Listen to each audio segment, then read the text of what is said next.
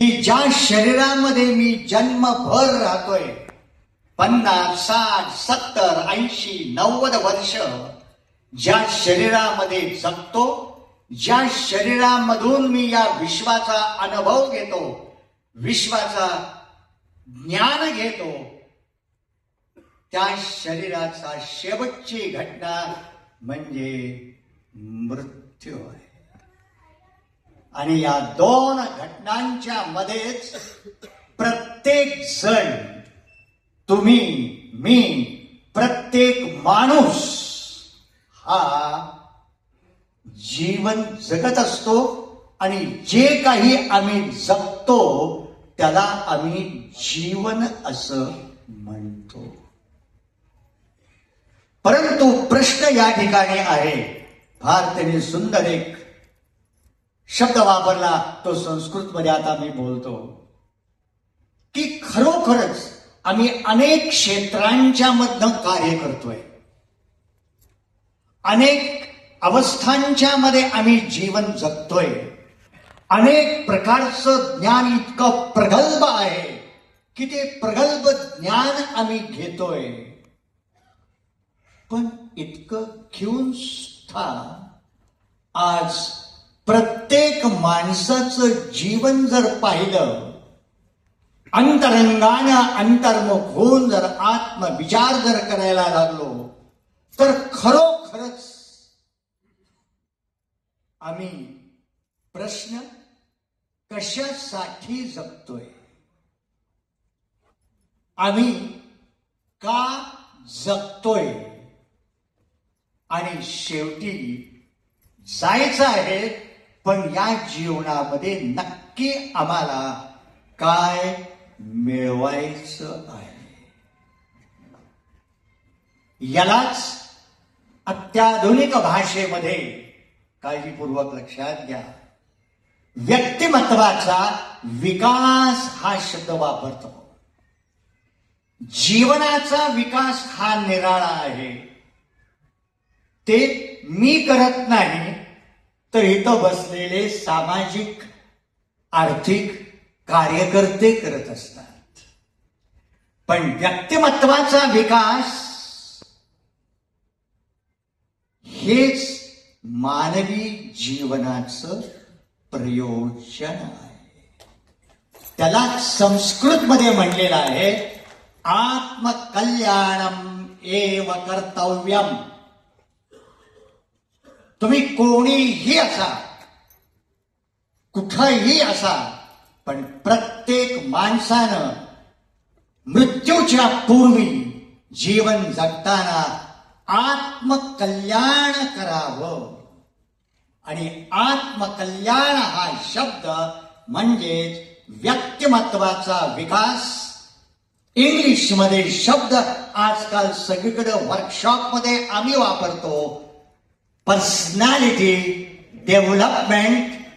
मी वापरतो डेव्हलपमेंट नाही, personality unfoldment.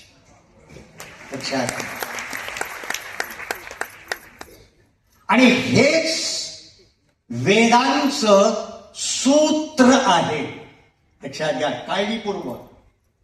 वेदांचं प्रयोजन, मेल्यानंतर तुम्ही कुठं जाणार आहात आणि काय करणार आहात त्याच्याशी काहीही नाही आहे.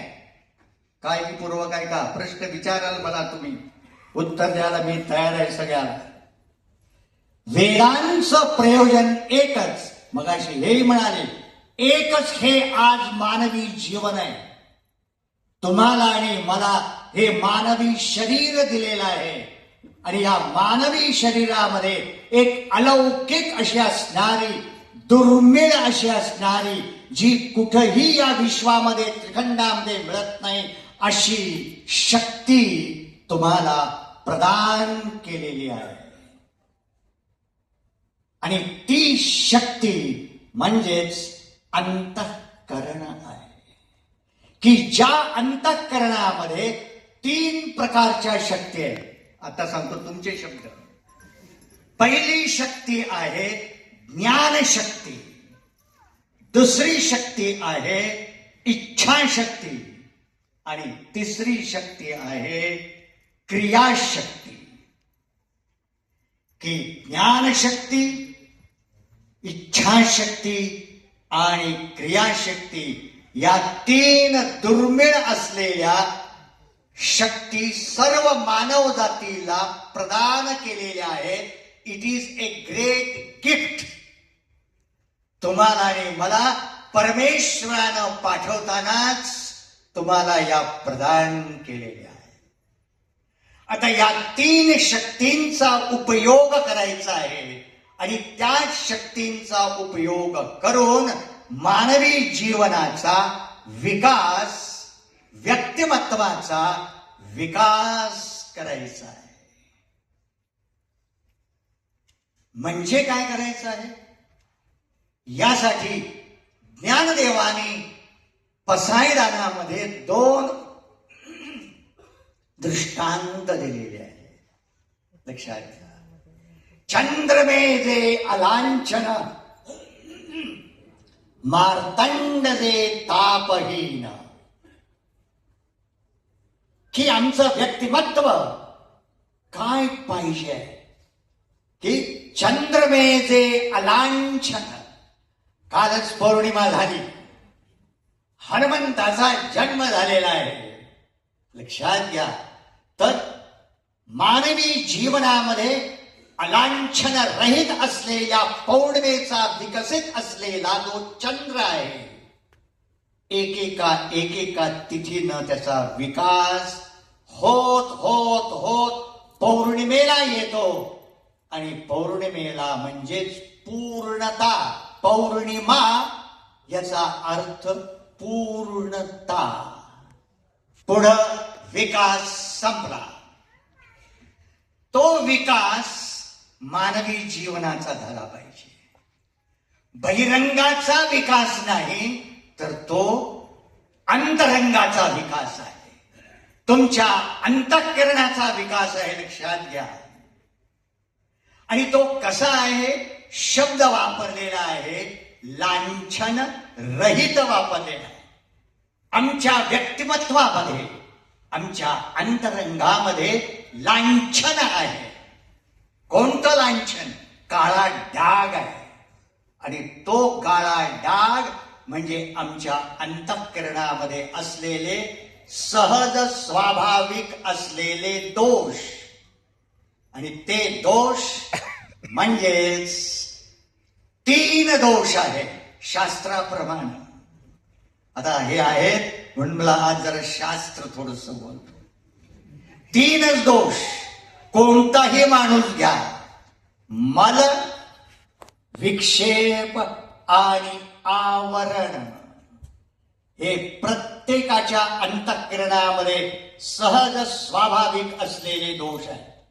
मल म्हणजे मनाची अशुद्धता, चित्ताची मलिनता, चित्ताची गढूळता, इम्प्युरिटीज ऑफ द माइंड इंग्लिशमध्ये. की ज्या चित्ताच्या गढूळतेमध्ये कोणते दोष आहेत? राग, द्वेष, काम, क्रोध, लोभ, मोह, मद, मत्सर, स्वार्थ, लोलुपता, असूया वगैरे वगैरे. भगवान गीतेमध्ये सांगतात. लक्षात घ्या. गीता म्हणायची नाही आहे, म्हणायची पण ती अनुसरण करायची आहे. भगवान गीतेमध्ये सांगतात, अर्जुना लक्षात घे हे मन, ध्यायतो विषयान पुंसः संगस्तेषुपजायते, संगात संजायते कामः, कामात क्रोधो विजायते, क्रोधात भवति सम्मोहः, सम्मोहात स्मृती विभ्रमः. पुढचा शब्द महत्वाचा. स्मृतिभ्रंशात बुद्धिनाशः, बुद्धिनाशात प्रणश्यति. सांगायचं कारण नाहीये की लक्षात घ्या, आपण जीवन जगत असताना नुसतं जीवन जगत नाही. नुसतं हे ऐश्वर्य, सत्ता, उपभोग, विषयांची प्राप्ती आणि शारीरिक सर्व इंद्रियांचे भोग भोगत नाही आहे, ते भोगत असताना आमच्या अंतरंगामधले असलेले हे दोष रात्रंदिवस वृद्धिंगत करण्याचा आपण प्रयत्न आजची पिढी चाललेली आहे. त्यालाच आपण म्हणतो आसुरी संपत्ती, राक्षसी संपत्ती, पाशवी वृत्ती. आज समाज पहा, प्रत्येकाचं घर पहा, प्रत्येकाचं व्यक्तिमत्व पहा, आत किती आत दडलेला आहे. बहिरंगानं आम्ही बुरखे घेतोय, पण अंतरंगानं इतकी घाण आहे, इतकी पाशवी वृत्ती आहे. सर्व विश्व लसके तोडण्याची कामुकता, लंपटता, क्रोध वगैरे इतके भयंकर दोष आहेत. आणि त्याच्याही माग असलेला महाभयंकर शत्रू म्हणजे अहंकार आहे. हेच तुमच्या आणि माझ्या जीवनाचं अधःपतन करायला, नाश करायला, माणसातला माणूस नष्ट करणारा आणि माणसाला हिंस्र पशु बनवणारा हे विकार आहेत, लक्षात घ्या. म्हणून क्षमा करा, नुसती केवळ बुद्धिमत्ता असून चालणार नाहीये. नुसत्या केवळ आम्हाला मोठमोठ्या डिग्रिया घेऊन चालणार नाहीये. स्टॅम्प मारताय आणि डिग्रिया घेताय आणि तुम्ही फक्त पॅकेज म्हणून वापरताय शब्द आणि पैसा पैसा याच्याकरता रात्रंदिवस जीवन व्यतीत करताय. काय भाग्यवान आहात असं म्हणता, पण मी म्हणेन तो अत्यंत अभागी माणूस आहे. कारण आत राक्षस आहे, लक्षात घ्या. आणि त्याचमुळं आमच्या घराला घर पण नाही आहे. आमच्या कुटुंब संस्था संपूर्णपणे ढासळलेली आहे. एका स्वार्थानं, कामुकतेनं, लोभानं, द्वेषानं, क्रोधानं, मत्सरानं पेटलेली, एक ग्रस्त झालेली आमची व्यक्तिमत्व विकास, आम्ही म्हणतो त्याला, हे व्यक्तिमत्व झालेलं आहे. माणसातला माणूस आहे कुठं सांगा अगोदर? केवळ AI म्हणून AI तुम्हाला माणूस बनवणार नाही आहे. वेदांचं प्रयोजन सांगतो. काय आहे आता? माणसातला राक्षस कमी करणं पहिल्यांदा. माणसातला हिंस्र माणूस जो आहे, श्वापनाप्रमाणे पाशवी वृत्ती ज्या आहेत त्या अगोदर कमी झाल्या पाहिजे. आणि माणसांची अंतःकरण, प्रत्येक माणसाचं अंतःकरण शुद्ध, निर्मळ, सत्वगुण प्रधान झालं पाहिजे. अरे यासाठी ज्ञानदेवही प्रार्थना करतायत. बघा ती माऊली माऊली आपण रोज म्हणतोय, लाखो लोक आज प्रार्थना ती म्हणतायत, पण डू यू मीन दॅट? बघा, नाहीये. नुसते आम्ही शब्द वापरतोय मशीन सारखे, पण खरोखरच नाहीये. जे खळांची व्यंकटी सांडो, तया सत्कर्मी रतिवाढो, भूता परस्परे पडो मैत्र जीवांचे. हा मराठीतला संदेश आहे, पण वेदांचा संदेश काय आहे? वेदांचा संदेश अंतःकरणामधला मल जो आहे, रजोगुण आणि तमोगुणाचे जे विकार, राक्षसी, हे कमी करणं आणि माणसातला माणूस जागृत करणं. माणसातला माणूस जागृत करायचा आहे. आणि माणसातला माणूस जागृत करायचा असेल तर त्या माणसामध्ये श्रद्धा, निष्ठा, प्रेम, सेवा, त्याग, भक्ती यासारखे दैवी गुणसंपत्तीचा उत्कर्ष झाला पाहिजे. त्याला आज तुम्ही जीवनमूल्य म्हणा, त्याला आज तुम्ही नीतिमूल्य म्हणा, शब्द कोणताही वापरा, परंतु या सद्गुणांची जोपासना, नीतिमूल्यांची जोपासना, दैवी गुणसंपत्तीची जोपासना खरोखरच आमचं शिक्षण क्षेत्र करतंय. खरोखरच आमची घरं, आमची कुटुंब संस्था आज करतीये? नाही करत. कारण का आम्हाला फक्त पॅकेज आम्हाला दिसतंय. वेदांचं पहिलं प्रयोजन जर असेल तर माणसातला माणूस जागृत करायचा आहे. म्हणजेच माणसाला पहिल्यांदा माणूस बनवायचा आहे. कसा? आचार, विचार, उच्चार. आणि यासाठी वेदातला पहिला आदेश आहे आचार परमो धर्मः. तुम्हाला वाईट वाटणार आहे पण इलाज नाही. यांनी जीवन जगलेले आहे, आम्ही जीवन जगतोय. एक दिवसाने आणि 2 दिवसांना जगता येत नाही, लक्षात घ्या. संपूर्ण जीवन सर्वस्वाचा त्याग करायला लागतोय, स्वार्थाचा त्याग करायला लागतो. त्याशिवाय आचार धर्म नुसतं बोलणं सोपं आहे, करणं फार अवघड आहे. बोलणं प्रवचन करणं फार सोपं आहे, पण जगणं फार फार अवघड आहे. लक्षात घ्या. आचार हा पहिला आहे. समर्थाने काय सांगितलंय पहा, सदाचार हा थोर. पूर्ण तुम्ही करताय, मला करायची गरज नाही.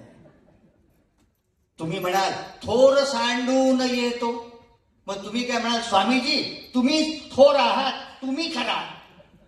म्हणजे आम्ही काही वागायलाच मोकळे झालो. पुण्याची भाषा, तुम्ही पुढे जावा, आम्ही तुमच्या मागं आहेच की. म्हणजे मागच्या मागं केव्हा पडून जातो हे कळत द्या. गप गेला. काळजीपूर्वक जेव्हा संत वापरतात, आचार्य वापरतात, वेद वापरतात, त्याला काहीतरी अर्थ असतो. कसा? एखादी बिल्डिंग आम्हाला बांधायची आहे. 10 मजली बिल्डिंग, 15 मजली बिल्डिंग, 25 मजली बिल्डिंग. बिल्डिंग बांधायच्या अगोदर फाउंडेशन काढायला लागतं, पाया काढायला लागतो. आणि तो पाया काढल्यानंतर पाया भरतो आणि भरल्यानंतर आपण इमारत बांधतो. विचार करा काळजीपूर्वक. पाया कमकुवत जर असेल, बिल्डिंग बांधता येते पण थोड्याच काळामध्ये जमीन तोच दोन हजारो माणसांचा जीव घेते. फाउंडेशन भक्कम पाहिजे, बरोबर आहे ना? भक्कम फाउंडेशन वरच तुम्हाला इमारत भक्कम बांधता येते. जीवन उत्तुंग जर बनवायचं असेल, हे शब्द मराठीत वापरतो, भव्य, दिव्य, उदात्त. अरे म्हणजे काय? म्हणजे काय 4 कान, 4 पाय, 4 हात येतात काय? भव्य जीवन, उदात्त जीवन. नो, जीवन जर उत्तुंग जर करायचं असेल, तुमच्या जीवनाचा पाया पहिल्यांदा काय आहे? आणि तो जीवनाचा पाया ज्याच्यावर हजारो लोक आज आम्ही जीवन जगतोय.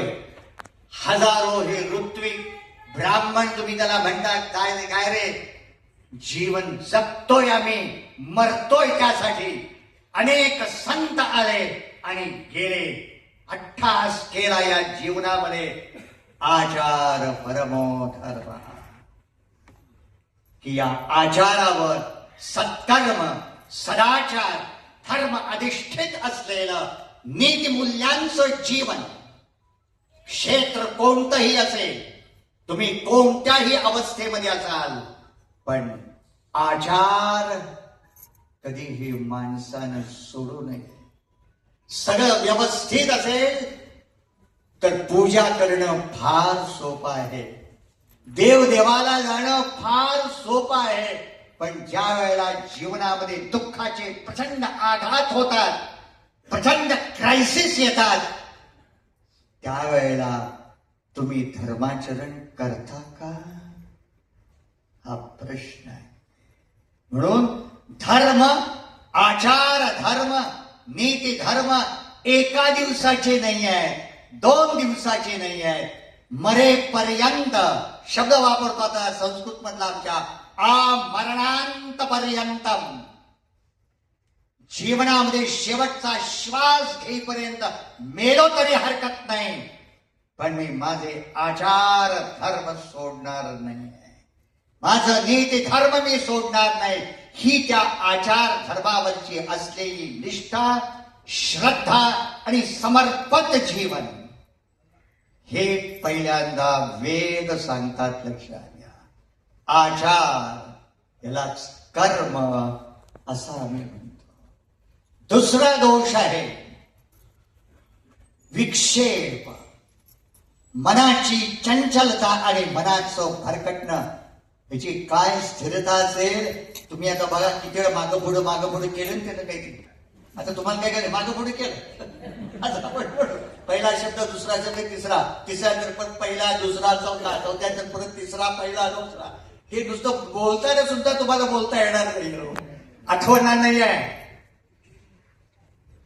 आमची मनाची शक्ती पहा तुम्ही, सामान्य माणसं नाही आहे. तुम्हाला शक्ती आहे. एकही काम तुमचं तुम्ही पहा, साधी पूजा पहा, साधा जप पहा, साधं भजन पहा, साधं कर्म पहा, कोणतंही कर्म करा, तुम्ही फक्त मेकॅनिकल यंत्रवाद करताय. शरीरानं काम करताय, पण मन मात्र भरकटतंय. आत्ता हिथं सुद्धा वेळ वाढायला लागलेली आहे. सारखं घड्याळ सुद्धा तुम्ही पाहत असाल, कारण तुम्ही पहिल्यांदाच बोलले मिनिटावर माझी 7:50 लोकल गेली, 51 लोकल गेली, नव्हती गेली तर एक दिवस गेली म्हणून काही बिघडत नाही. लक्षात घ्या की मनाची चंचलता, मनाची अस्थिरता, इंग्लिशमध्ये म्हणतो wandering of the mind, wavering mind. क्षणाला मन हे इतकं चंचल आहे की या चंचल मनावर निग्रह करणं, संयम करणं आणि एकाग्र करणं, इट लुक्स प्रॅक्टिकली इम्पॉसिबल. फार कठीण आहे. अर्जुनानं सुद्धा हाच प्रश्न विचारलाय. चंचलम हि मनः कृष्ण प्रमाति बलवदृढम्. भगवंतानी उत्तर दिलेलं आहे, जे यण केलं अभ्यासेन तर काउंतेय वैराग्येन च गृह्यते. अभ्यास. ही जर मनाची चंचलता, तुमची मुलं असतील, तुमची नातवंड असतील, कुठं आहेत तुमची मनं? तुमचं स्वतःचं मन कुठं आहे? जप करताय, किती वर्ष झाली आहे, एक सेकंद सुद्धा अजून श्रीरामामध्ये गुंतलेलं नाही आहे. म्हणजे ही मनाची चंचलता, मनाची अस्थिरता नाहीशी करून प्रचंड अशी असणारी मनाची एकाग्रता, स्थिरता आणि प्रचंड मेधाशक्ती, ग्रहण शक्ती जर तुम्हाला करायची असेल मनाची, त्यासाठी वेदांनी तुम्हाला अनेक प्रकारचे देवता ध्यानम सांगितलेले आहे. निरनिराळ्या प्रकारच्या उपासना सांगितल्या सोप्या शब्दामध्ये. उपासना कशासाठी? मेल्यानंतर काय पाहिजे नव्हे. उपासना मनाची एकाग्रता, तन्मयता, तल्लीनता, तद्रूपता प्राप्त करणं. तुम्ही आठवा तुमचं लहानपण, मी विसरलेलं नाही आहे. शाळेमध्ये फार पूर्वी हेडमास्टरच्या डोक्यावर एक पाटी ठेवलेली होती. कुठली शाळा असू दे, मनाची एकाग्रता हीच यशाची गुरुकिल्ली आहे. आठवा जरा म्हण, आता गेल्या त्याही म्हणी गेल्या. मनाची एकाग्रता, अर्जुनाची एकाग्रता. आठवा तो प्रसंग. अरे अलीकडच्या काळात विवेकानंदांची एकाग्रता, शिकागोच्या धर्म परिषदेला गेलेले होते. एक ग्रंथ त्यांनी त्या शिकागोच्या लायब्ररीमध्ये मागितला. तो मी ज्यावेळा अगदी पहिल्यांदा गेलो अमेरिकेला, त्या तो ग्रंथ कोणता आहे तो मला बघायला मिळाला. कोणता मागितला खरोखर हा ग्रंथ, की जवळजवळ तो 1300 पानाचा ग्रंथ आहे. 1300-1400 पानाचा ग्रंथ ओव्हरनाईट वाचून सकाळी त्यांनी त्या लायब्ररीला दिला आणि लायब्ररीनं वाटेल तो प्रश्न विचारला. काय विवेकानंदांची एकाग्रता कोणत्या पानावर, वरती का खालती का डावीकडे का उजवीकडे आणि काय नंबर, या सगळ्यात त्यांनी एकामागे उत्तर दिली आहे. का? मनाची एकाग्रता ही करण्यासाठीच उपासना दिलेली आहे. आणि ही उपासना आपल्या सर्वांना, यांनी काय काय करायला सांगितलं सांगितले त्यांनी, अजून एक त्यात ऍड करतो मी. तुमच्यावर सर्वांच्यावर उपनयन संस्कार जवळजवळ 90% लोकांच्यावर झाला असेल. झालेला आहे ना? झालाय. हे जे गायत्री उपासना केली का हो? उत्तर देऊ नका, फार अवघड आहे. लक्षात घ्या काळजी बरोबर. मी सांगतो आता की जर मनाची प्रचंड मेधाशक्ती निर्माण करायची असेल, प्रचंड एकाग्रता आणि निर्माण करायची असेल, गायत्रीची उपासना चालू करा. ज्यांच्यावर संस्कार झालेले आहेत त्यांनी केलीच पाहिजे आमरणांतपर्यंतम.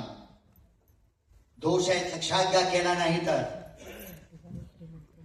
नुसतं करायचं म्हणून सगळ्यांना टिमकी वाजवायला आणि पॅकेज अन्नदान घालायला गायत्री विमान गायत्री नाही आहे. गायत्री माता आहे. गायत्रीची उपासना रोज निदान 11 वेळेला तरी, भटजीने आठवा तुम्ही 11 वेळेला तरी म्हणता येत नसेल तर गुरुंच्याकडे जावा. आता विसरला सुद्धा असेल 60 वर्षात तो मंत्र, गवटी गायत्री, लोकल गायत्री माहित असेल तुम्हाला कदाचित. काळजीपूर्वक, म्हणजे या उपासना ज्या दिलेल्या आहेत, गायत्रीची उपासना कशासाठी? अंतःकरणाचं तेज, प्रतिभाशक्ती, शुद्धता आणि प्रखर असा असणारं मन निर्माण करण्यासाठी.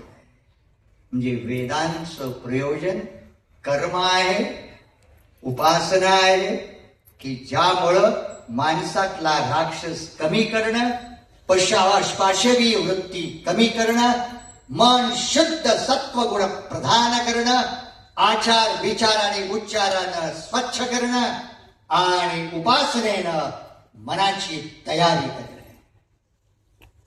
विकास झालेला आहे.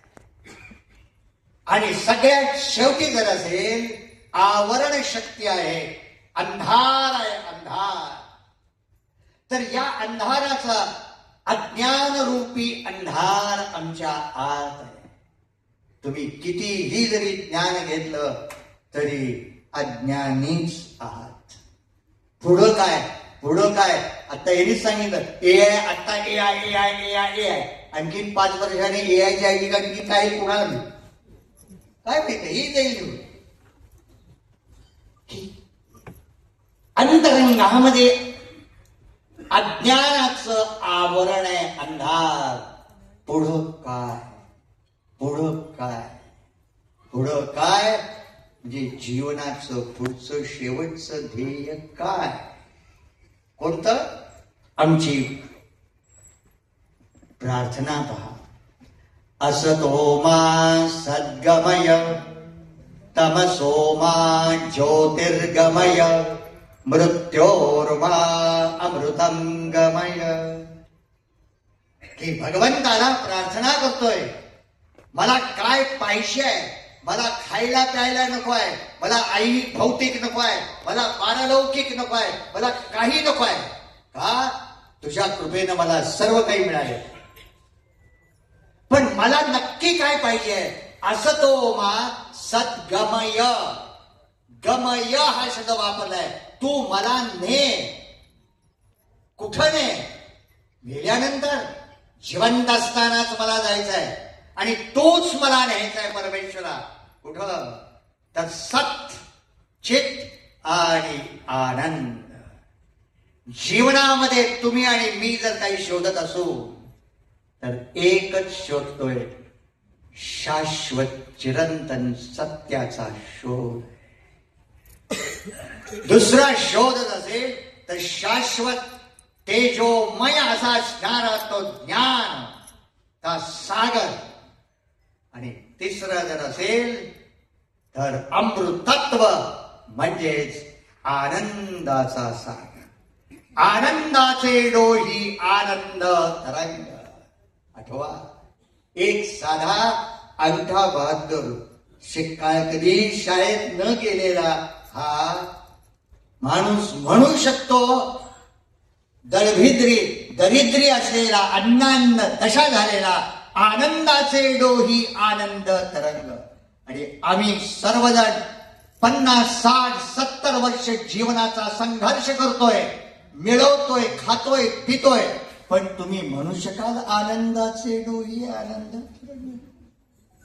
आनंद तर नाहीच नाहीये, सगळा आधा आनंद आहे सगळा. मग आम्ही निश्चितपणानं काय मिळवलं? म्हणजे तुम्हाला जर काही पाहिजे असेल, तिथं जीवनाची कृतकृत्यता आणि पूर्णता जर पाहिजे असेल तर आनंदाचा सागर आहे, ज्ञानाचा प्रगल्भ असा असणारा सागर आहे, आणि त्या शाश्वत चिरंतन सत्याचं परमधाम आहे. ते शोधायचं आहे. आणि तो शोध म्हणजेच वेदातला सगळ्यात शेवटचा भाग म्हणजे ज्ञान आहे. ज्ञानकांड त्याला म्हणतो की ज्याला सर्वसामान्यतेनं प्रचलित शब्द आहे अध्यात्मशास्त्र किंवा वेदांत शास्त्र त्याला म्हणतात.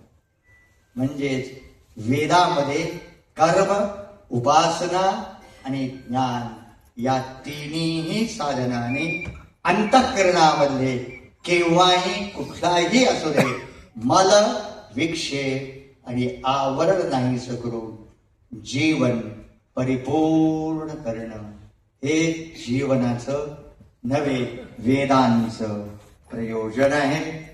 आणि याचं महत्व जाणून घ्या, त्याची व्हॅल्यू जाणून घ्या. तुम्हाला एक जन्म दिलेला आहे, निम्म्यापेक्षा जास्ती आयुष्य गेलेलं आहे.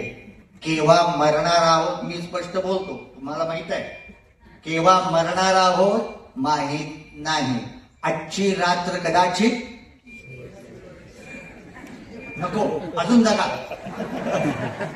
अजून जगायचंय.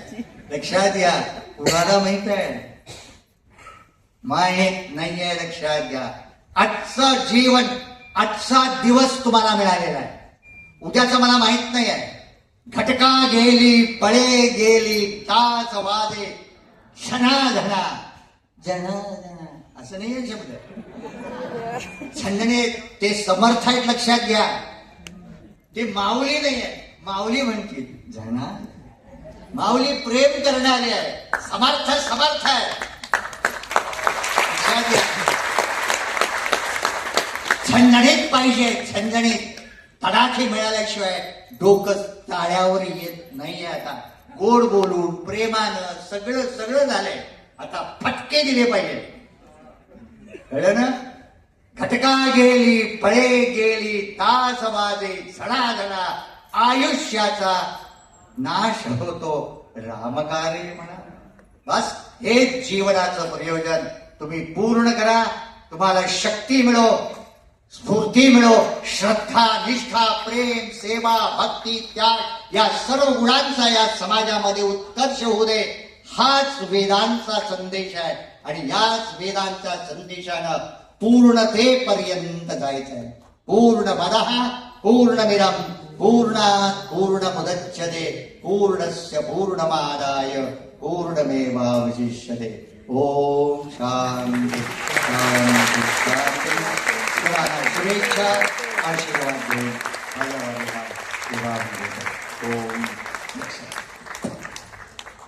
ओम शांती. खूप खूप धन्यवाद.